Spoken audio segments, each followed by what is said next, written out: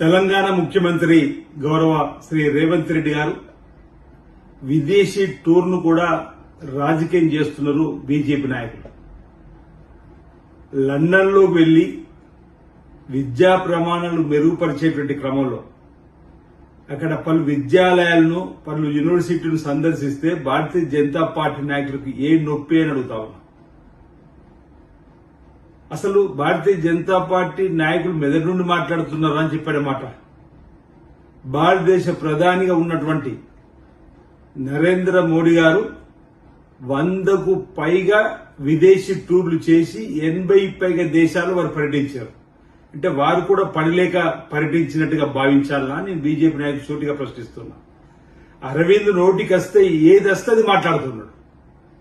రోజు 2.5 సంవత్సరాలు అవుతుంది ముఖ్యమంత్రిగా పదవి బాధ్యత స్వీకరించి రేవంత్ రెడ్డి గారు 2 సార్లు దావోస్ కు వెళ్ళినట్టున్నాడు. ఒకసారి పెట్టుబడుల కోసం, ఒకసారి అమెరికాకు, దక్షిణ కొరియాకు, ఇతర దేశాల్లో భారతదేశానికి సంబంధించినటువంటి సంస్కృతి సాంప్రదాయాలను ఉట్టిపడేలా తెలంగాణలో ఉన్నటువంటి మూసీ నది ప్రక్షాళనే కానీ, 4th సిటీకి సంబంధించినటువంటి నిర్మాణమే కానీ, ఆ దేశాలు ఉన్నటువంటి ప్రమాణాలను చూసేటువంటి కార్యక్రమాన్ని ఒక ముఖ్యమంత్రి హోదాలో వెళ్తుంటే దాన్ని రాజకీయం చేయడం ఏమనాలని అడుగుతా ఉన్నా. ముఖ్యమంత్రిగా రేవంత్ రెడ్డి గారు అధికారిక పర్యటనకు వెళ్ళాడు.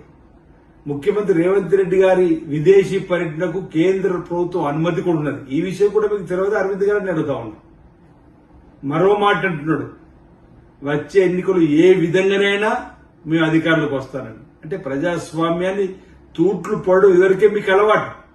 మెజార్టీ లేకుండా అనేక రాష్ట్రాల్లో ఇతర పార్టీలను చీల్చి మీరు అధికారంలోకి వచ్చినట్టు ఇక్కడ రావాలనుకుంటున్నారు. మీ ఆటలు ఇక్కడ సాగవు. తెలంగాణ ఉంది ముఖ్యమంత్రి రేవంత్ రెడ్డి గారు, కాంగ్రెస్ పార్టీ ప్రభుత్వం ముమ్మాటికి మళ్లీ వచ్చేది కాంగ్రెస్ పార్టీ ప్రభుత్వం. రేవంత్ రెడ్డి గారు 2034 వరకు ముఖ్యమంత్రి ఉంటాననే మాట ఒక విశ్వాసం ప్రజలలో కల్పించేటువంటి ప్రయత్నం చేస్తూ అనేక కార్యక్రమాలు ఈరోజు విద్యను అందరికీ అందించాలని చెప్పండి, విద్యా ప్రమాణాలు పెంపొందించాలని చెప్పండి లక్ష్యంలో భాగంగా వారు అనేక యూనివర్సిటీలను, అనేక విద్యాలయాలను, విద్యా సంస్థలను వారు కలిసేటువంటి క్రమంలో కూడా జీర్ణించుకోలేక ఈ విధంగా వ్యాఖ్యానించడం సబబు కాదు.